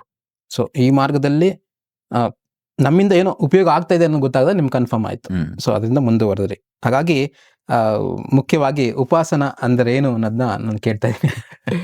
ನೋಡಿ, ಹೀಗೆ ಯೋಗ ಕಲಿಸ್ತಾ ಹೋದಾಗ, ನಾವು ಆಧ್ಯಾತ್ಮಿಕ ಸಾಧನೆ ಮಾಡ್ತಾ ಹೋದಾಗ ಕೇವಲ ನನ್ನ ಮೋಕ್ಷ, ನಾನ್ ಚೆನ್ನಾಗಿರೋದು ಮಾತ್ರವೇ ಆಗಬಾರದು. ನನ್ನ ಮೊದಲ ಉದ್ದೇಶ ನನ್ನ ಸಾಧನೆ. ನನ್ನ ಸಾಧನ ಸಾಮಾನ್ಯ ವ್ಯಕ್ತಿಗೆ ಉಪಯೋಗ ಬರುತ್ತಾ ಗುರುಗಳೇ? ಖಂಡಿತ. ನನ್ನ ಸಾಧನೆ ಜೊತೆಗೆ ನಾನ್ 4 ಜನಕ್ಕೆ ಉಪಯೋಗ ಆಗೋ ರೀತಿಯಲ್ಲಿ ಏನಾದ್ರೂ ಮಾಡಬೇಕು ಅನ್ನೋ ದೃಷ್ಟಿಯಿಂದ ಒಂದು ಉಪಾಸನ ಅನ್ನುವಂತ ಒಂದು ಸಂಸ್ಥೆಯನ್ನ ಶುರು ಮಾಡಿದ್ವಿ. ಯಾರ್ಯಾರು ಶಿಬಿರಕ್ಕೆ ಬಂದಿದ್ರು ಅವರುಗಳೇ ಒತ್ತಡ ಹಾಕಿದ್ರು, ಏನು ಇಲ್ಲ ಏನಾದ್ರೂ ಮಾಡ್ಬೇಕು, ಇನ್ನೂ ಹೆಚ್ಚು ಜನಕ್ಕೆ ನಂಬಿಕೆ ಬರಬೇಕಾದ್ರೆ, ಇನ್ನೂ ಹೆಚ್ಚು ಜನಕ್ಕೆ ಇದು ಉಪಯೋಗ ಆಗಬೇಕಾದ್ರೆ ಒಂದು ಸಂಸ್ಥೆ ಬೇಕು. ಸುಮ್ಮನೆ ಹಾಗೆ ಮಾಡ್ತಾ ಇದ್ರೆ ಆಗಲ್ಲ. ತುಂಬಾ ವರ್ಷಗಳು ಹಾಗೆ ಮಾಡಿದ್ವು. ಉಪಾಸನ ಹೆಸರಿಲ್ಲದೆ ಮಾಡಿದ್ವು, ಕೊನೆಗೆ ಉಪಾಸನ ಹೆಸರಲ್ಲಿ ಮಾಡಿದ ಮೇಲೆ 2012ರಲ್ಲಿ, ಅದಕ್ಕೂ ಮುಂಚೆ 4-5 ವರ್ಷ ಆಲ್ರೆಡಿ ನಡೀತಾ ಇತ್ತು. ಆದ್ರೆ 2012ರ ಅಧಿಕೃತವಾಗಿ ಅದೊಂದು ಟ್ರಸ್ಟ್ ರೂಪದಲ್ಲಿ ನಮೂದನೆ ಅದನ್ನ ರಿಜಿಸ್ಟರ್ ಮಾಡಿದ್ವಿ. ಅದಾದ್ಮೇಲೆ ಸಾಕಷ್ಟು ಜನ ಅಲ್ಲಿಂದನೇ, ಅದಕ್ಕೆ ಆಲ್ಮೋಸ್ಟ್ 2009-10ರಿಂದನೇ ಯಾರ್ಯಾರು ನಮ್ಮ ವರ್ಕ್ಶಾಪ್ ಗಳಿಗೆ ಬಂದ್ರು, ವಾಲಂಟಿಯರ್ಸ್ ಆದ್ರು, ಅವರುಗಳೇ ಇದನ್ನ ಇದುವರೆಗೂ ನಡ್ಸ್ಕೊಂಡು ಒಬ್ರಲ್ಲ ಒಬ್ರು ನಿಂತು ಕೆಲಸ ಮಾಡ್ಕೊಂಡು ಬಂದು, ಉಪಾಸನ ಅಂತ ಹೆಸರಿಡೋದಕ್ಕೂ ಆ ವಾಲಂಟಿಯರ್ಸ್ ಅಲ್ಲೇ ಒಬ್ಬ ಕಾರಣ. ನಾವೇನು ಬೇರೆ ಬೇರೆ ಹೆಸರಲ್ಲಿ ಯೋಚನೆ ಮಾಡಬೇಕಾದ್ರೆ ಒಬ್ಬ ಕೇಳ್ದ, ಗುರುಗಳೇ ಗುರುಕುಲ ಅಂದ ತಕ್ಷಣ ಅಲ್ಲಿ ವೇದಾಧ್ಯಯನ, ಹೋಮ ಹವನ, ಅಲ್ಲಿ ಗೋಶಾಲೆ, ಅಲ್ಲಿ ಕೃಷಿ ಏನೇನೋ ನಡೀತಾ ಇರ್ತದೆ. ನಮ್ಗೆ ಗುರುಕುಲ ಅಂದ ತಕ್ಷಣ ಬರೀ ಸ್ಲೇಟು ಬಲಪ ಕಾಣಿಸಲ್ಲ, ತುಂಬಾ ವಿಷಯಗಳು ಕಾಣಿಸ್ತವೆ. ಹಾಗೆ ನಮ್ಮ ಸಂಸ್ಥೆಗೂ ಒಂದು ಹೆಸರು ಹೇಗಿರ್ಬೇಕು ಅಂದ್ರೆ ಅಲ್ಲಿ 10 ವಿಷಯಗಳು ಕಾಣಿಸ್ಬೇಕು. ಹೇಗೆ ಗುರುಕುಲ ಅಂದಾಗ ವೇದಾಧ್ಯಯನ, ಯೋಗ, ಹೋಮ ಹವನ, ಗೋಶಾಲೆ ಕಾಣಿಸ್ತದೋ ಹಾಗೆ ನಮ್ಮ ಸಂಸ್ಥೆಗೂ ಎಂತ ಹೆಸರಿರ್ಬೇಕು ಅಂದ್ರೆ ಆ ಹೆಸರು ಕೇಳಿದ್ರೆ 10 ವಿಷಯಗಳು ಕಣ್ಮುಂದೆ ಬರಬೇಕು. ಹಾಗೆ ನಾವು ಕೆಲವು ತಿಂಗಳು ತಗೊಂಡು ಅದಾದ್ಮೇಲೆ ಯೋಚನೆ ಮಾಡಕ್ ಶುರು ಮಾಡಿದ ಮೇಲೆ ಆಗ ಆಗ್ತಾನೆ ಒಂದಷ್ಟು ಉಪನಿಷತ್ ಪುಸ್ತಕ ಇಟ್ಕೊಂಡು ತಂದಿದ್ವು. ಅದನ್ನ ನೋಡ್ಬೇಕಾದ್ರೆ ಅನ್ನಿಸ್ತು ಉಪಾಸನ. ಉಪ ಅಂದ್ರೆ ಹತ್ತಿರ, ಆಸನ ಅಂದ್ರೆ ಕುತ್ಕೊಳ್ಳೋದು. ಫಸ್ಟ್ ಗುರುವಿನ ಹತ್ರ ಕೂತ್ರೆ ಅವರು ನಿನ್ನ ಒಳಗಿರೋ ಅರಿವನ್ನ ಜಾಗೃತ ಮಾಡ್ತಾರೆ, ಹೆಚ್ಚು ಮಾಡ್ತಾರೆ. ಆಗ ನೀನು ನಿನ್ನ ಹತ್ರ ಕುತ್ಕೊಳ್ಳಿ. ಫಸ್ಟ್ ಗುರುವಿನ ಹತ್ರ ಕುತ್ಕೋ, ಅದಾದ್ಮೇಲೆ ನಿನ್ನ ಹತ್ರ ನೀನ್ ಕುತ್ಕೊಳ್ಳೋದು ಹೇಗೆ, ನಿನ್ನ ಅರಿವು ನಿನಗ್ ಬರ್ತದೆ. ಹಾಗೆ ನಿನ್ನ ಅರಿವು ನಿನಗೆ ಬಂದ್ರೆ ಮೋಕ್ಷವನ್ನು ಪಡಿತೀಯೇ, ಭಗವಂತನ ಸಾಕ್ಷಾತ್ಕಾರವನ್ನು ಪಡಿತೀಯೇ. ಹಾಗೆ ಪಡಿಬೇಕಾದ್ರೆ ಮೊದಲು ಗುರುವಿನ ಹತ್ರ ಕುತ್ಕೋಬೇಕು.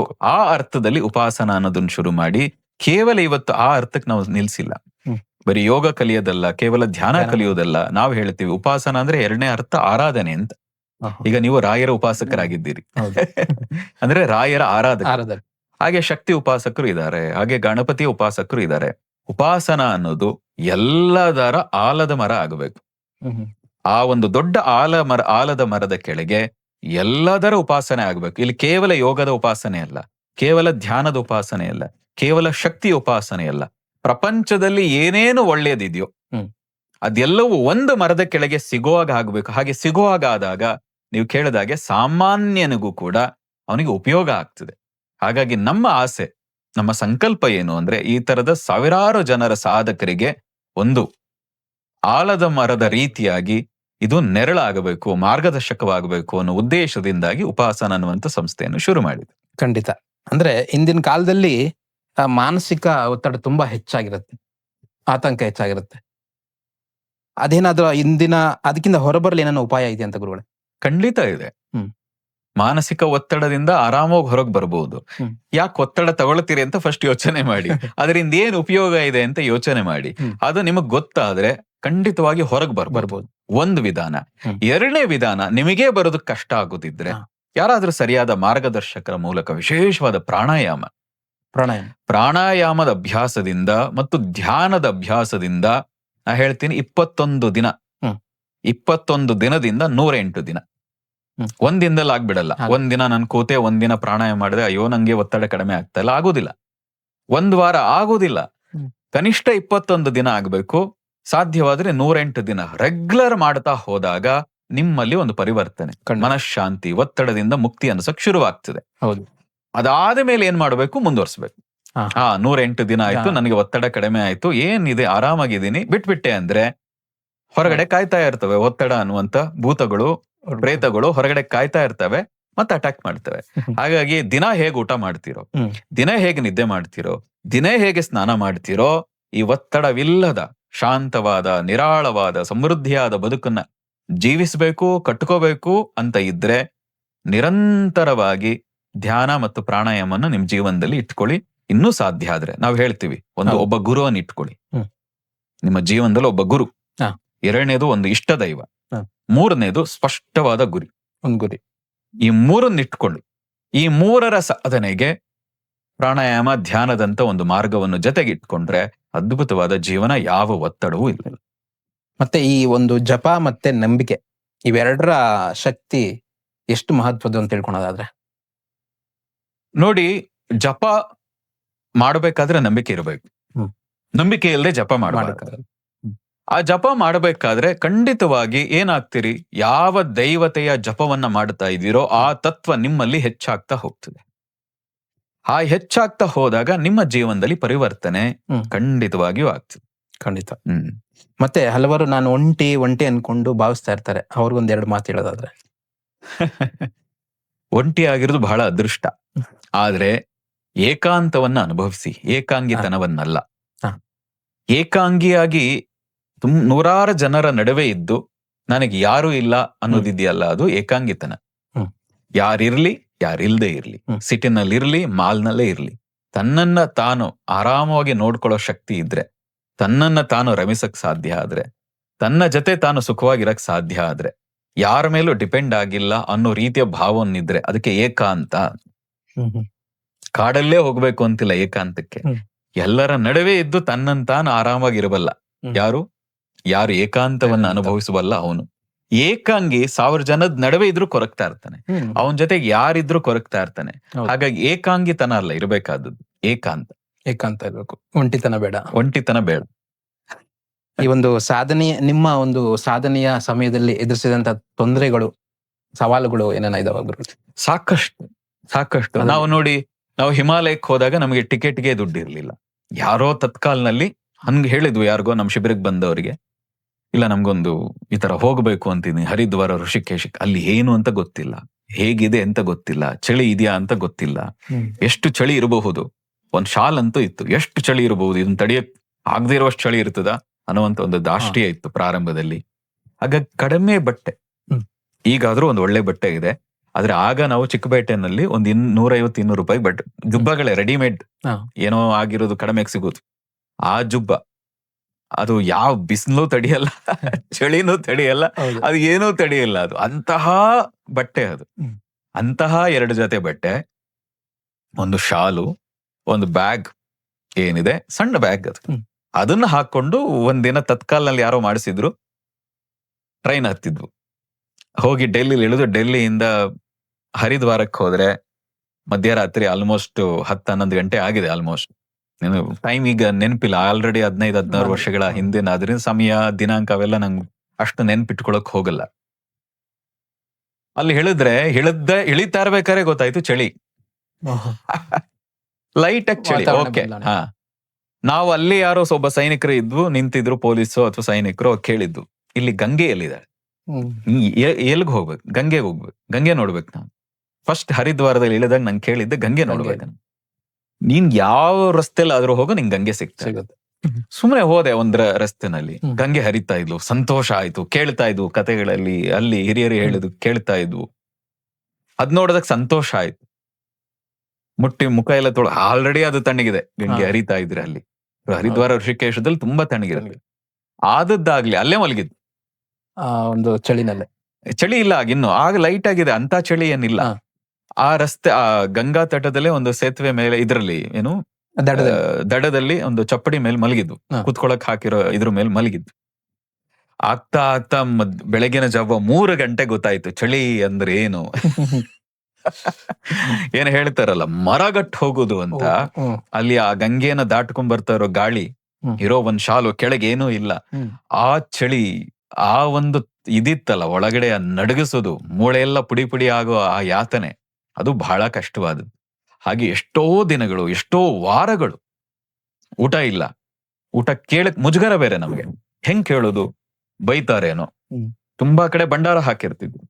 ಪ್ರತಿದಿನ ಹೋಗ್ಬಿಟ್ರೆ ಬೈತಾರೇನೋ, ಹೊಡೆದು ಬಿಡ್ತಾರೇನೋ, ಭಯ. ಹಾಗಾಗಿ ಒಂದ್ ಹೊತ್ತು ಊಟ, ತುಂಬಾ ಸರಿ ಅಳದುಳಿದು ಒಂದಷ್ಟು ಚಿಲ್ಲರೆ ಇತ್ತು. ಹಾ. ದಿನಕ್ಕೆ ಒಂದು ನಾವು ಹೊಟ್ಟೆ ಹಸ್ದಾಗ ಅಲ್ಲೆಲ್ಲೋ ಹೋಗಿರ್ತಿದ್ವು, ಅಲ್ಲೆಲ್ಲೋ ಧ್ಯಾನಕ್ಕೆ ಕೂತಿರ್ತಿದ್ವು. ಕೆಲವು ಸರಿ ಋಷಿಕೇಶಕ್ಕೆ ಹೋಗೋದು, ಇನ್ನೊಂದ್ಸರಿ ರುದ್ರಪ್ರಯಾಗ್ ಹೇಗೋ ನಡ್ಕೊಂಡು, ಕೆಲವು ಸಲ ಆಟೋದಲ್ಲಿ, ಇನ್ಯಾರೋ ಬೈಕಲ್ಲಿ ಹೋಗೋರು ಕೆಲವ್ರು ಸಿಕ್ಕರು, ಅವ್ರ ಜೊತೆ ಹೀಗೆಲ್ಲ ಹೋಗಿ ತುಂಬಾ ಸರಿ ಹಸಿವು ಅನ್ನೋದು ಎಷ್ಟಿರ್ತಿತ್ತು ಅಲ್ಲಿ.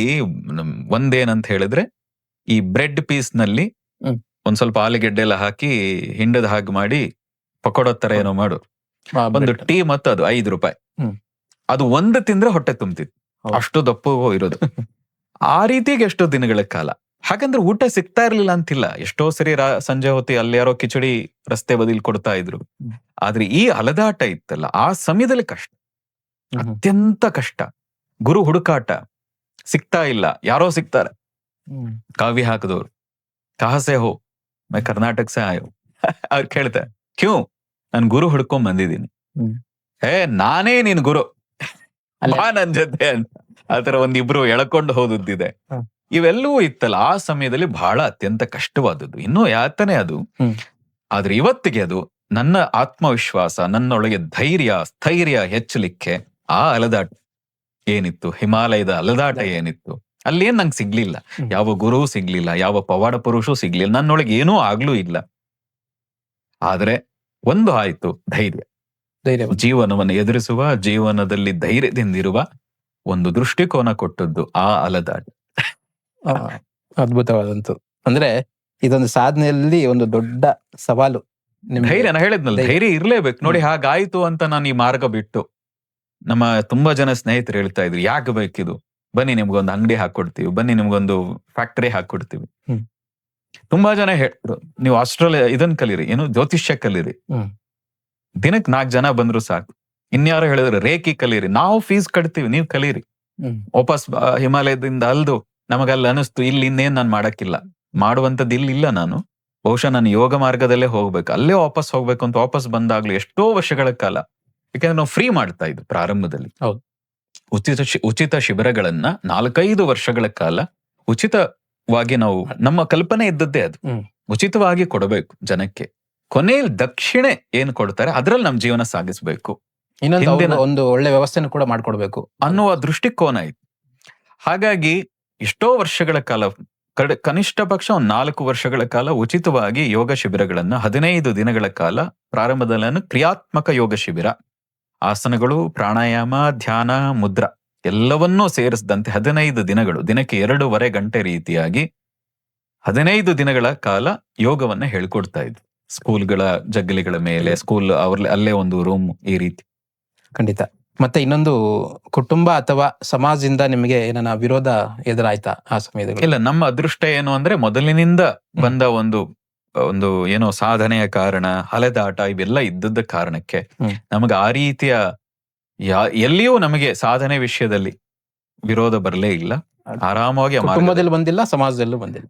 ಸಮಾಜದಲ್ಲಿ ನಾನು ಹೇಳಿದಾಗೆ ಕಷ್ಟಪಡ್ತಿದ್ದಾಗ ನಮ್ಮ ಸ್ನೇಹಿತರು ವಿರೋಧಿಸಿದ್ರು, ಬೇಕಾ ಇದೆಲ್ಲವೂ ನಿಮಗೆ ಅಂತ, ನಿಮಗಿರೋ ಜ್ಞಾನಕ್ಕೆ, ನಿಮಗಿರೋ ಸಾಮರ್ಥ್ಯಕ್ಕೆ ನೀವು ಈ ಬೇರೆ ಏನಾದ್ರೂ ಮಾಡಬಹುದು, ನಾವು ಮಾಡ್ಕೊಡ್ತೀವಿ ಅಂತ. ಹಾಗಾಗಿ ಆ ವಿರೋಧ ಇತ್ತು. ಆದ್ರೆ ಈಗ ಅವರುಗಳೇ ಹೇಳ್ತಾರೆ, ನಿಮ್ ಮಾರ್ಗನೇ ಚೆನ್ನಾಗಿದೆ, ಈ ಮಾರ್ಗದಲ್ಲಿ ನೀವು ಹೋಗಿದ್ದೇ ಚೆನ್ನಾಗಿದೆ, ನಾವು ಇಷ್ಟೆಲ್ಲ ಗಳಿಸಿದೀವಿ, ನೆಮ್ಮದಿ, ನೀವು ಹೇಳಿದಲ್ಲ ನೆಮ್ಮದಿ ಇಲ್ಲ, ನೀವು ಒಳ್ಳೆಯ ಸಾಧನೆ ಮಾಡಿ 4 ಜನಕ್ಕೆ ಉಪಯೋಗ ಆಗುವಂತ ಕಾರ್ಯ ಮಾಡ್ತಾ ಇದ್ದೀರಿ ಅಂತ ಇವತ್ತು ಹೇಳ್ತಾ ಇದ್ದಾರೆ, ಅವತ್ತಿಗೆ ವಿರೋಧಿಸ್ತಾರೆ. ಖಂಡಿತ. ಮತ್ತೆ ಇನ್ನೊಂದು, ನಿಮ್ಮ ಮನಸ್ಸು ತಪ್ಪಿದಾಗ ಒಂದು ಸಂಶಯ ಬರೋದು, ಅದೆಲ್ಲ ಹೇಗೆ ನಿಭಾಯಿಸಿದ್ರಿ ಅಂತ? ಒಂದು, ನಾವು ತಾಯಿ ಜಗನ್ಮಾತೆಯನ್ನ ನಂಬಿದ್ದು, ರಾಜರಾಜೇಶ್ವರಿಯನ್ನ ನಂಬಿದ್ದು. ಎರಡನೇದು, 2010 ಮೊದಲಿಂದನೂ ಇತ್ತು, ವಿಶ್ವಾಮಿತ್ರರು ನಮ್ಗೆ ಆದರ್ಶ ಆದ್ರೂ ಗುರುವಾಗಿ ನಾವು ಆದಿಶಂಕರರನ್ನ ನಮ್ಮ ಆತ್ಮಗುರುವಾಗಿ ಸ್ವೀಕಾರ ಮಾಡಿದ್ವು. ನಾವು ಯಾವಾಗ್ಲೇ ಸಂಶಯಗಳು ಬಂದಾಗ ಅನಿಸಿದೆ, ಇವತ್ತಿಗೂ ಅನಿಸ್ತಾ ಇರ್ತದೆ, ಕೆಲವು ಪ್ರಶ್ನೆಗಳು ಉಂಟಾಗ್ತಾ ಇರ್ತದೆ. ಆಗ ಉಂಟಾದಾಗ್ಲೆಲ್ಲ ನಾನು ತಾಯಿ ಮತ್ತು ನನ್ನ ಗುರು ಶಂಕರರನ್ನ ಮನಸ್ಸಿನಲ್ಲಿ ಪ್ರಾರ್ಥನೆ ಮಾಡಿ ಅದರ ಬಗ್ಗೆನೇ ಯೋಚನೆ ಮಾಡ್ತಾ ಇರ್ತೀನಿ. ಅವರ ಕೃಪೆಯಿಂದ ಮನಸ್ಸಿನಲ್ಲೇ ಅದಕ್ಕೆ ಪರಿಹಾರಗಳು, ಮಾರ್ಗಗಳು ಹೀಗೆ ಸಿಗ್ತಾ ಹೋಗಿದೆ. ಕೆಲವು ಬಾರಿ ಪುಸ್ತಕಗಳನ್ನ ಯಾವುದೋ ಪ್ರಶ್ನೆ ಬಂದಿದೆ ಅಂತ ನನ್ನ ಲೈಬ್ರರಿಲಿ ಯಾವೊಂದು ಪುಸ್ತಕ ತೆಗೆದು ಓಪನ್ ಮಾಡಿದ್ರೆ ಅದಕ್ಕೆ ಉತ್ತರ ಅಲ್ಲಿರ್ತವೆ. ತುಂಬಾ ಬಾರಿ ನಮ್ಮ ಮನಸ್ಸಿನಲ್ಲೇ ಧ್ಯಾನಸ್ಥರಾದಾಗ ಅವರೇ ಆ ಧ್ವನಿಯಲ್ಲೇ ಯಾವ ದೈವತೆಯನ್ನ ನನ್ನ ಗುರು ಪ್ರಾರ್ಥನೆ ಮಾಡಿ ಆ ಸಾಧನೆಯಲ್ಲಿ ಕೂತಿರ್ತೀನಿ, ಆ ಕೂತಿದ್ದಂತ ಸಂದರ್ಭದಲ್ಲಿ ಅದೇ ದೇವತೆಗಳೆಯ ಧ್ವನಿಯಿಂದಾಗಿ ಮಾರ್ಗದರ್ಶನ ಮಾಡಿದ್ದು ಇದೆ. ಖಂಡಿತ. ಮತ್ತೆ ಈ ಒಂದು ಸಾಧನೆ ದಾರಿಯಲ್ಲಿ ನಿಮಗೆ ಅಯ್ಯೋ ಇದೆಲ್ಲ ಬಿಟ್ಬಿಡ್ಬೇಕಾ ಯಾವಾಗಂದು ಅನಿಸ್ತಾ? ಅಂದ್ರೆ ತುಂಬಾ ಬಾರಿ ನಾ ಹೇಳಿದ್ವಲ್ಲ, ಈಗ ಉಚಿತ ಶಿಬಿರಗಳನ್ನು ಮಾಡುತ್ತಿದ್ದಾಗ ಜನ ಅಪಹಾಸ್ಯ ಮಾಡಿದ್ರು, ಸರಿಯಾಗಿ ಉಪಯೋಗಿಸ್ಕೊಳ್ಳಿಲ್ಲ. 15 ದಿನ ಶಿಬಿರಗಳನ್ನು ಮಾಡಿ ಅದನ್ನ ಸರಿಯಾಗಿ ಉಪಯೋಗಿಸ್ಕೊಳ್ತಾ ಇರಲಿಲ್ಲ. ಕೊನೆಗೆ ಗುರುದಕ್ಷಿಣೆ ಅಂತ ಹೇಳ್ತಿದ್ವು ನೋಡಿ. 100 ಜನ 150 ಜನ ತನಕ ಬರ್ತಾ ಇದ್ರು.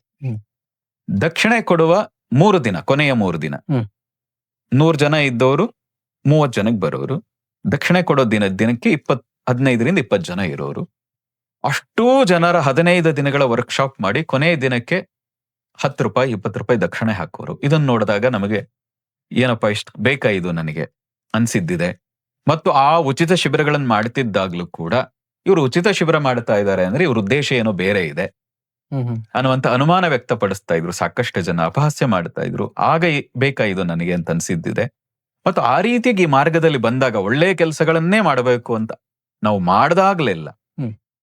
ಇವತ್ತಿಗೂ ಕೂಡ ಟೀಕೆ ಮಾಡ್ತಾರೆ, ಅಪಹಾಸ್ಯ ಮಾಡಿ, ಹಿಂದೇನಾದ್ರೂ ಅದನ್ನ ನಮ್ಮ ಬಗ್ಗೆ ಏನು ಅಪಪ್ರಚಾರ ಮಾಡುವಂತ ಕೆಲಸ ಮಾಡಿದಾಗ ಅನಿಸ್ತದೆ.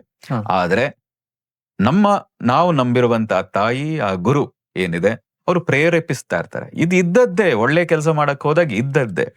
ದೃಢವಾಗಿ ನಿಂತು ನಿನ್ ಗುರಿ ಏನಿದೆ ಆ ಗುರಿ ಮುಟ್ಟೋ ಕಡೆಗೆ ಅಷ್ಟೇ ಸಾಕು. ಮಾತಾಡೋರು ಮಾತಾಡ್ತಾ ಇರ್ತಾರೆ, ಅಪಹಾಸ್ಯ ಮಾಡೋರು ಮಾಡ್ತಾ ಇರ್ತಾರೆ, ಮಸಿ ಬಳಿಯೋರು ಹಿಂದ್ಗಡೆ ನಿಂತು ಬಳಿತಾ ಇರ್ತಾರೆ. ಮುಂದೆ ಬರುವಂತ ಧೈರ್ಯವಂತೂ ಇಲ್ಲದೆ ಇರೋದ್ರಿಂದ ನಮಗೊಂದು ಧೈರ್ಯ ಏನಂತ ಹೇಳಿದ್ರೆ ನಾವು ಸರಿ ಇದೀವಿ, ನಾವು ಒಳ್ಳೆ ಕೆಲ್ಸಕ್ಕೆ ಹೋಗ್ತಾ ಇದೀವಿ. ವಿಶೇಷವಾಗಿ ನಮಗೆ ಸಮಾಜ ತಿದ್ದುವ, ಸಮಾಜವನ್ನು ಉದ್ಧಾರ ಮಾಡುವ ಯಾವ ಉದ್ದೇಶವೂ ಇಲ್ಲ. ನಾವು ನಮ್ಮನ್ನು ನಾವು ತಿದ್ದುಕೊಂಡ್ರೆ ಸಾಕಾಗಿದೆ. ನಾವು ಬಂದಿರೋದೇ ನಮ್ಮ ಕರ್ಮಕ್ಕಾಗಿ. ಅದರ ಜೊತೆಗೆ ಭಗವಂತ ಕೊಟ್ಟ ಈ ಜ್ಞಾನವನ್ನ 4 ಜನಕ್ಕೆ ಉಪಯೋಗ ಆಗೋ ಹಾಗೆ ಮಾಡಬೇಕು. ಹಾಗಾಗಿ 2 ಮಾಡ್ತಾ ಇದೀವಿ. ಹಾಗಾಗಿ ಈಗ ದೃಢತೆ ಬಂದಿದೆ. ಅದರ ಪ್ರಾರಂಭದಲ್ಲಿ 100 ಸರಿ ಅನ್ಸಿದೆ, ಬೇಡವಾಗಿತ್ತು. ಮತ್ತೆ ನಿಮ್ಮ ಆರ್ಥಿಕವಾಗಿ ಮತ್ತೆ ಆರೋಗ್ಯವನ್ನ ಸಮಸ್ಯೆಗಳು ಅಡ್ಡಿ ಆದಾಗ ಅದನ್ನ ಯಾಕೆ ಹೆಂಗ್ ಬ್ಯಾಲೆನ್ಸ್ ಮಾಡಿದ್ರಿ ಅಂತೇಳಿ? ಏನು ಬ್ಯಾಲೆನ್ಸ್ ಇಲ್ಲ, ಶಾಂತವಾಗಿ ಕುತ್ಕೊಂಡ್ಬಿಟ್ಟಿದ್ವು. ವಿಶೇಷವಾಗಿ ಆರ್ಥಿಕವಾಗಿ ಕಷ್ಟ ಬಂದಾಗ ನೋಡಿ ನಾವು ಯಾರ ಮುಂದೆನೂ ಕೈ ಚಾಚಲಿಲ್ಲ. ನಾವು ಕಷ್ಟ ಬಂದಿದೆ ಅಂತ ಹೇಳಿ ಒಂದಿಬ್ರು ಹೇಳಿದ್ರು, ನಾವು ಕೊಡ್ತೀವಿ, ನೀವು ಯೋಚನೆ ಮಾಡಬೇಡಿ ಅಂತ. ಹಾಗೆ ಕೊಡ್ತೀವಿ ಅಂತ ಯಾರು ಹೇಳಿದ್ರು ಅವ್ರ ಹತ್ರವಷ್ಟೇ ನಾವು ಕೇಳಿದ್ವಿ. ನಾವು ಯಾರ ಹತ್ರ ಇದುವರೆಗೆ ಹಣ ಕೇಳಿಲ್ಲ.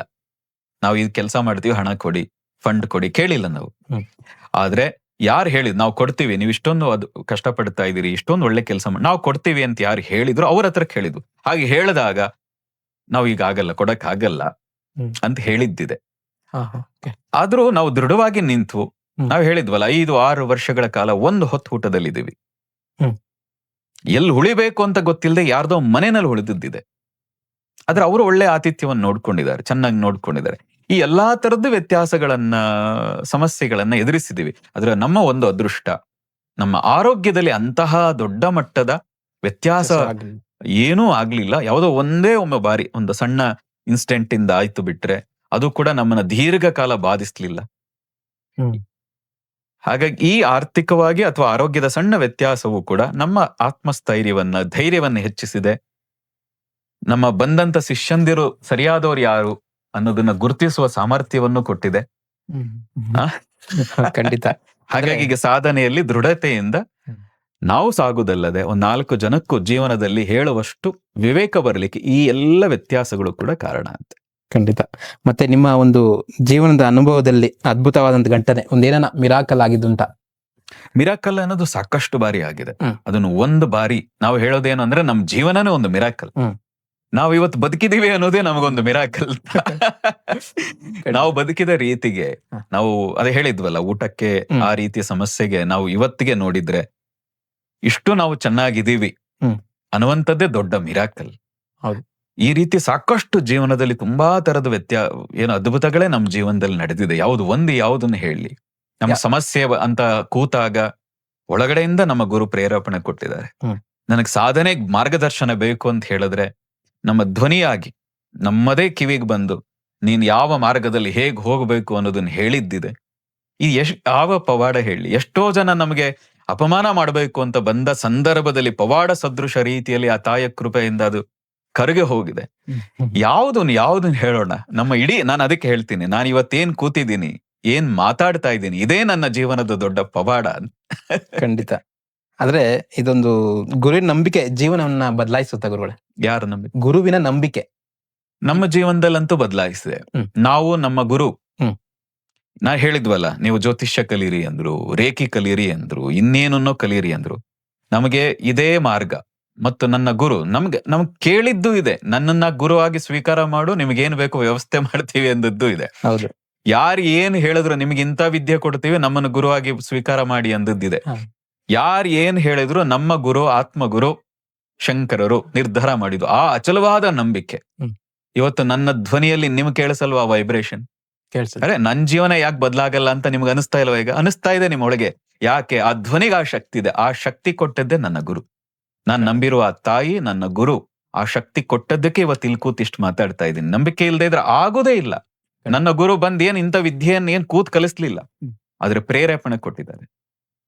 ನಾನು ಕೂತಾಗ ನನಗೆ ಎಚ್ಚರಿಸಿದ್ದಾರೆ, ನನ್ನ ಒಳಗೆ ಆ ಶಕ್ತಿಯನ್ನು ತುಂಬಿದ್ದಾರೆ.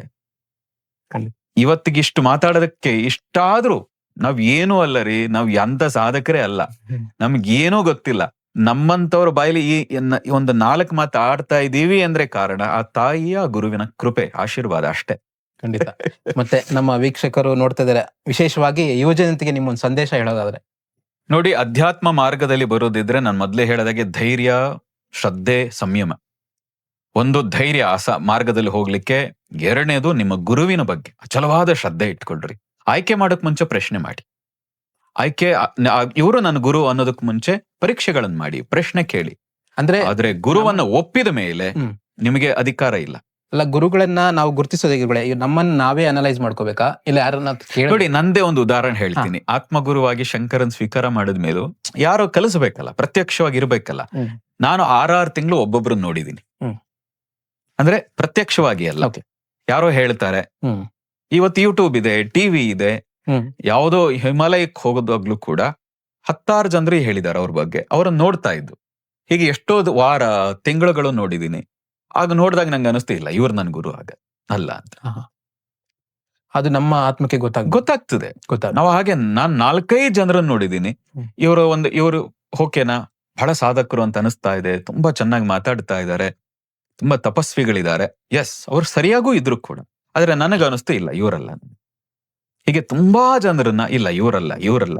ಹಾಗಾದ್ರೆ ಯಾರು? ಇಲ್ಲ ಅವರೇ. ಯಾರನ್ನ ನಂಬಿದೆ ಅವರೇ ಅನಿಸ್ತಾ ಇದೆ. ಬಹುಶಃ ನನ್ನ ಅಹಂಕಾರವೂ ಇರಬಹುದು. ಅವರನ್ನ ಯಾರನ್ನು ನನ್ಗೆ ಒಪ್ಲಿಕ್ಕೆ ಸಾಧ್ಯವೇ ಇಲ್ಲ, ಆಗ್ಲೇ ಇಲ್ಲ. ಆಯ್ತಾ? ಹಾಗೆ ನೀವು ಕೂಡ ನೋಡಿ, ಒಂದೊಂದಷ್ಟು ದಿನ ನೋಡಿ, ಇವ್ರು ಸರಿನಾ, ಇವ್ರು ಓಕೆನಾ ನನಗೆ. ನೋಡ್ರಿ, ಮನುಷ್ಯ ಅಂದ್ಮೇಲೆ ಎಲ್ರು 100% ಸರಿ ಇರ್ತಾರೆ ಅಂದ್ರೆ ನಿಮ್ದೇ ಒಂದು ದೃಷ್ಟಿಕೋನ ಇರ್ತವೆ. ಗುರು ಅಂದ್ರೆ ಹೀಗಿರ್ಬೇಕು, ನಾವು ಹಾಗಿಲ್ದೆ ಹೋಗ್ಬೋದು, ಸರಿನೇ ಇರ್ಬೋದು, ಆದ್ರೆ ನಮಗೆ ಹಾಗೆ ಇಲ್ದೆ ನಿಮಗೆ ಹಾಗೆ ಅನಿಸ್ತಾ ಹೋಗ್ಬೋದು. ಹಾಗಾಗಿ ನೋಡಿ ಪರೀಕ್ಷೆ ಮಾಡಿ ತಿಳ್ಕೊಳ್ಳಿ ಅವ್ರ ಬಗ್ಗೆ. ಅದಾದ್ಮೇಲೆ ಒಪ್ಕೊಂಡ್ಮೇಲೆ ಪರೀಕ್ಷೆ ಮಾಡೋ ಅಧಿಕಾರ ನಿಮ್ಗಿಲ್ಲ. ಗುರುವನ್ನ ಪರೀಕ್ಷೆ ಮಾಡುವ ಅಧಿಕಾರ ನಿಮ್ಗಿಲ್ಲ. ಖಂಡಿತ. ಗುರುವನ್ನ ನಿಂದನೆ ಮಾಡುವ ಅಧಿಕಾರವಂತೂ ಇಲ್ಲವೇ ಇಲ್ಲ. ಆದ್ರೆ ಗುರು ಅಂತ ಒಪ್ಕೊಳ್ಳೋಕ್ ಮುಂಚೆ ಇವರು ನನ್ನ ಗುರು ಆಗಬಹುದಾ ಅನ್ನೋದನ್ನ ಪರೀಕ್ಷೆ ಮಾಡಿ, ತೀಡಿ ತಿದ್ದಿ ಪ್ರಶ್ನೆ ಮಾಡಿ, ಅದೆಲ್ಲ ಮಾಡಿದ ಮೇಲೆ ಆಗ ಒಪ್ಕೊಳ್ಳಿ.